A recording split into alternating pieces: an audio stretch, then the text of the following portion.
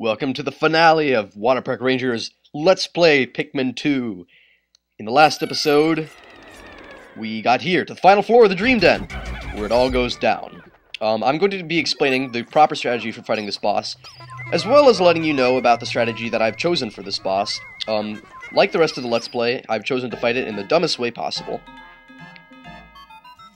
Is that Louie? Mr. President, I have located Louie resting on a vast mound of treasure. For him to venture to these depths alone, the desire of man is a thing to be feared. Although they're not men, they're Hocatadians. But Louie is not moving. Could he have exhausted his strength in reaching these depths? There may yet be time. Quickly! To Louie's aid! So it should just be as simple as picking up Louie. Oh crap, leg. Another leg. Third one. Fourth one. Final boss, Titan Dweevil. This is a gigantic Dweevil which is far less friendly than most of the Dweevils. Just about as mean as a volatile Dweevil and perhaps a lot more deadly. And definitely, this is a battle that's fated to take a long time. This is probably, this is going to run 2 episodes long, so you're going to see the first half of the battle this episode, and next time we will defeat it. So, alright, the battle begins, and so the battle begins. This boss has 4 different weapons. Each one corresponds to one of the elements that a Pikmin is able to resist. There is a fire cannon, there is a giant electric zapping thing, this thing that's going to shoot right now. There is a poison bomb that shoots out streams of poison gas, and there is also a water faucet that shoots bubbles, and that's a lot more dangerous than it sounds. Now, the key to beating this boss is, obviously, you need to detach each of the weapons by throwing Pikmin onto them. The recommended strategy to use is to only get yellows in your party and either escape this dungeon and just come back later with a party full of yellows, or just take your other Pikmin and hide them by the geyser under the control of your second captain.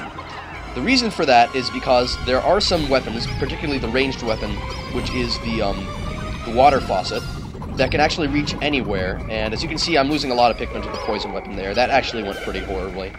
But the water weapon has unlimited range, so you need to hide all the rest of your group besides yellows next to the way down, next to the geyser, and have the president look after them. And that's because if the water faucet happens to reach over there, which it can because it homes in everywhere around the arena, not just around the final boss, the president will be able to save them for the bubbles. And the yellows are obviously the ones you want to have in your party because, number one, they can hit the Titan Dweevil's weapons at any point because of their high throw arc, and also because the electric weapon, as you know, electricity is insta-kill. So if you have yellow Pikmin in your party, you don't have to worry about insta-kill. So it's recommended that you only fight it using yellows, until perhaps there are no weapons left except for, say, the flare cannon or the comedy bomb, which is the poison and fire weapons. And by then you just want to use red Pikmin to take care of the flare cannon, white Pikmin for the comedy bomb. That's the typical strategy, but as you can see, I have to fight it using my full party due to my stupid requirement. So it becomes a lot more difficult because I have to look after a huge squad. Now, you might not have noticed because we damaged the comedy bomb so quickly, which is the poison weapon. The comedy bomb, I guess, because of laughing gas, but I don't really find anything funny about Pikmin getting killed because of that weapon. It's really quite awful. But really, you might have noticed that the comedy bomb was shooting out 3 streams of poison at the very start of the fight, and now it's shooting out 4. The reason is, we damaged it really quickly. Once the weapon takes about half damage, it will become stronger in one way or another. And in this case, it becomes stronger by shooting out not only 3 streams of gas that rotate, but 4, and those 4 streams actually shift position quite a lot during the fight.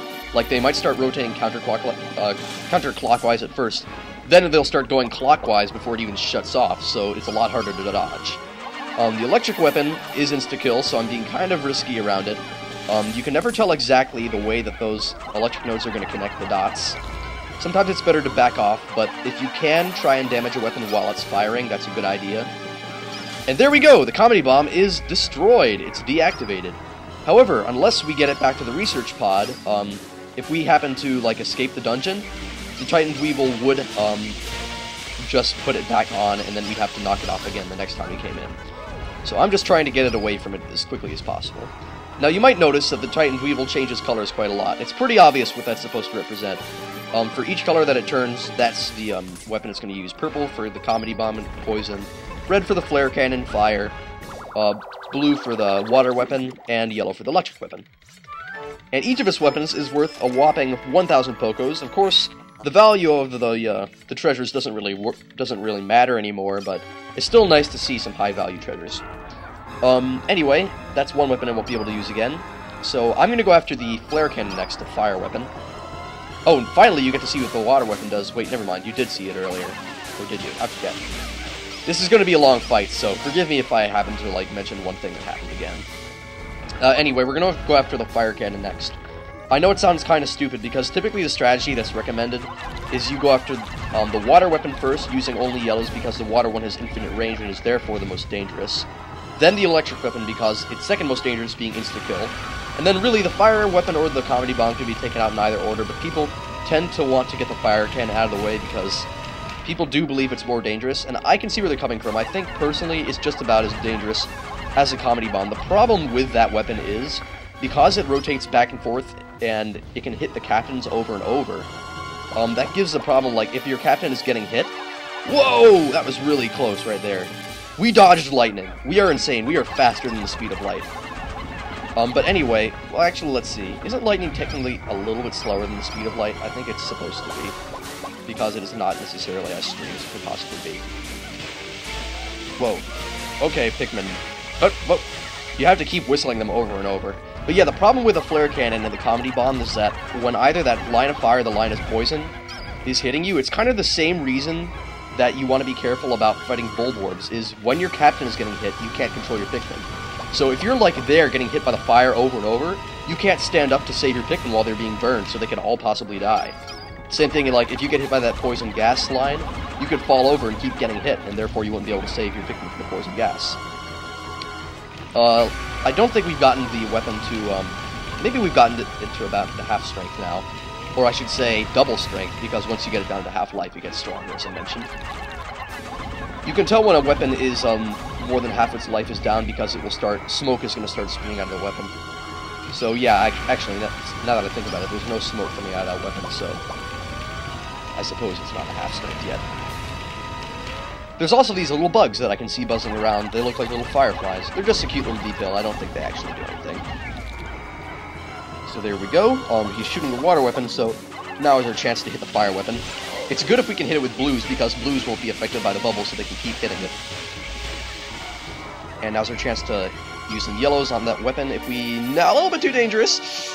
Whoa! Okay, those last two Pikmin were very lucky that they were yellows, because they were kind of slow, so if they were non-yellows, they would have been killed right there.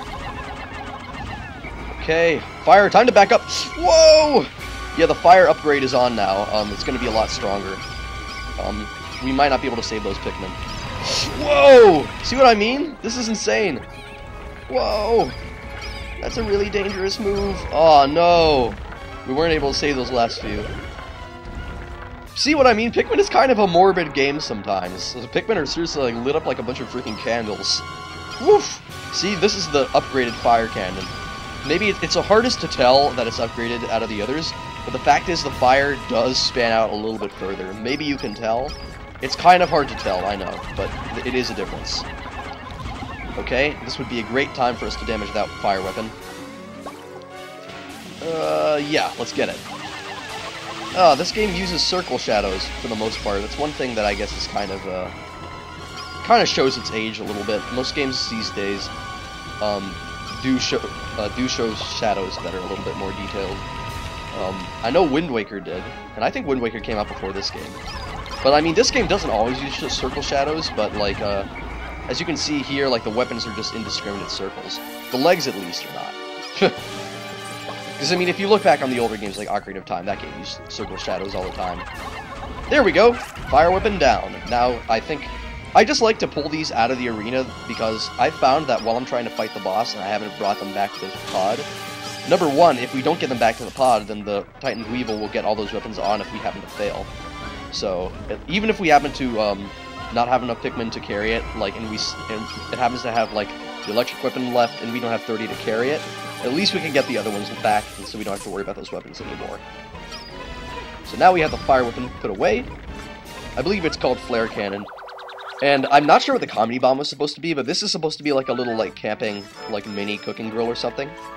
It almost looks like one of the eyes from GLaDOS's core, like if you look down the vent. And actually, there are actually some pretty funny notes about it, I remember, in the treasure hoard. So actually, you should probably be able to read those, because I list them in every episode. So, because I am doing this boss in the most difficult way possible with a full party and fighting the weapons in the opposite way that you're recommended to in an official strategy, we're going to be going after the electric weapon next, and saving the water weapon for last. So we're probably going to ultimately end up getting those off in the final episode, which is going to be next episode. But for now, let's see what damage we can do to them. We can probably do some substantial damage to the electric one. I think the electric one is very easy to hit just because it's at the front of the boss, so it's pretty hard to miss. And another thing, you notice that Louie, of course, has finally returned and shown himself. There's kind of an ongoing debate as to whether or not Louie is actually controlling this final boss to fight our heroes. Debatable whether or not the president can be considered a hero. But I'm kind of taking a risk here because I don't know where the electric's going to come from. Aha! I just happened to get lucky and it went around us instead of going through us. Very lucky indeed. The tough part about fighting that electric weapon is whenever he takes out the water weapon, it immediately spews upward and knocks all non-blues off the electric weapon.